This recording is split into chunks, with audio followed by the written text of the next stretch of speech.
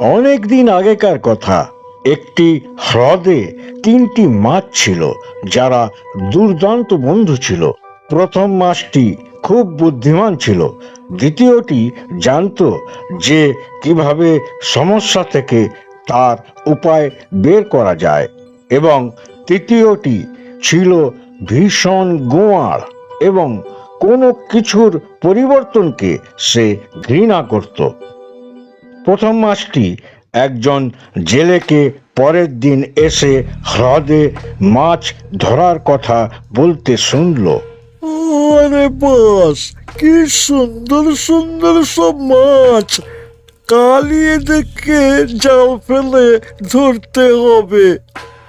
আর বিপদ অনুভব করে সে তার বন্ধুদেরকে হ্রদ থেকে সরে যেতে সতর্ক করে দিল। প্রথম মাসটি তার বন্ধুদের বলল, তোমরা এই হ্রদ থেকে সরে যাও, সব চলে যেতে হবে আমাদেরকে, কারণ একটি জেলের কথা আমি শুনেছি। সেই জেলিটি এসে বলছিল যে সব মাছ নাকি সে কালকে ধরবে, আমাদেরকে সব চলে যেতে হবে এখান থেকে। দ্বিতীয় মাছটি বলল, আমি এখানেই থাকবো এবং ধরা পড়লে উপায় একটা না একটা খুঁজে বের করব। আর তৃতীয় মাছটি বলল, আমি বাইরে যেতে চাই না, আমি এখানেই থাকবো এবং আমার ভাগ্যে যদি ধরা পড়া থাকে তো ধরা পড়বো।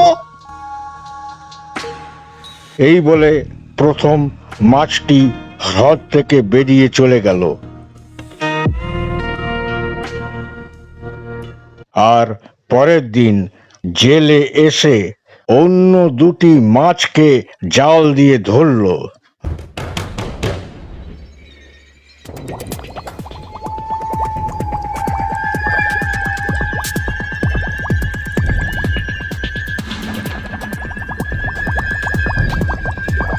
দ্বিতীয়টি চতুরতার সাথে মৃত হওয়ার ভান করে পালিয়ে চলে গেল।